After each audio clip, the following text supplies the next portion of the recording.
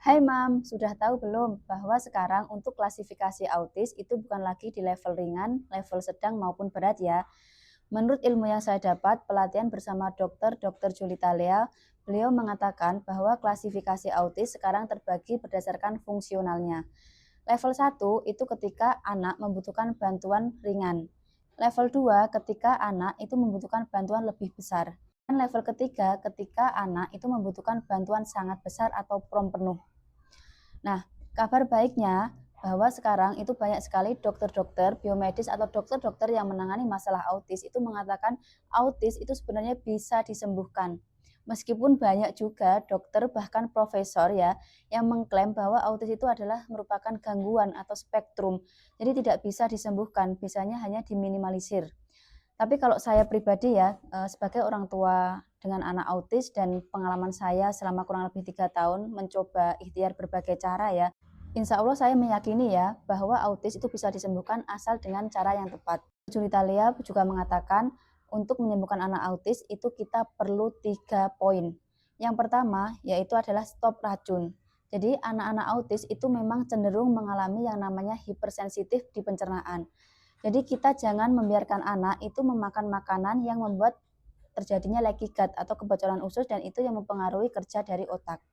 Nah, ketika saya mempelajari masalah diet ini ya, ternyata diet yang untuk anak autis itu bukan seperti diet-diet pada orang dewasa ya.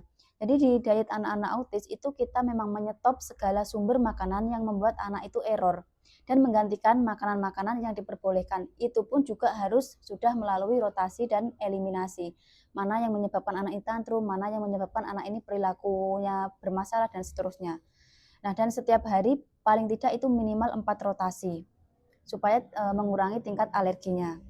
Kemudian yang kedua, kita perlu adanya penambahan suplemen atau obat-obatan.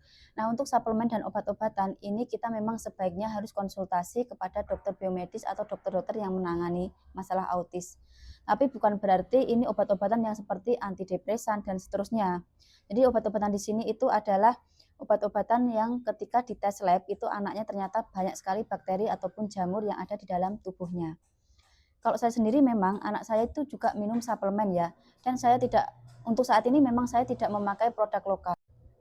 Karena yang saya tahu ya di Indonesia ya, untuk suplemen probiotiknya saja itu mereka menggunakan untuk tumbuhnya bakteri itu medianya adalah susu. Sedangkan susu itu salah satu yang dilarang untuk anak-anak autis.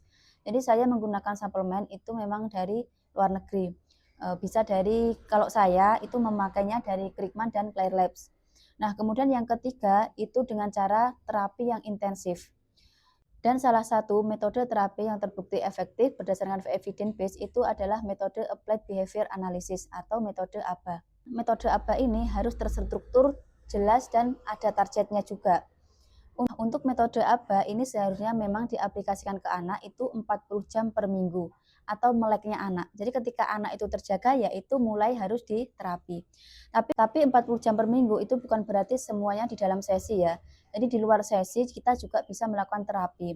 Misal nih kalau kita ya sebagai ibu ketika kita memasak atau menyapu, membersihkan rumah dan seterusnya libatkan anak. Jadi anak itu jangan dibiarkan untuk main sendiri. Itu juga salah satu bentuk terapinya. Oke Mam, semoga video ini bermanfaat ya dan insya Allah akan saya update lagi ilmu-ilmu dari beliau. Jangan lupa follow akun Ana SDR Cup.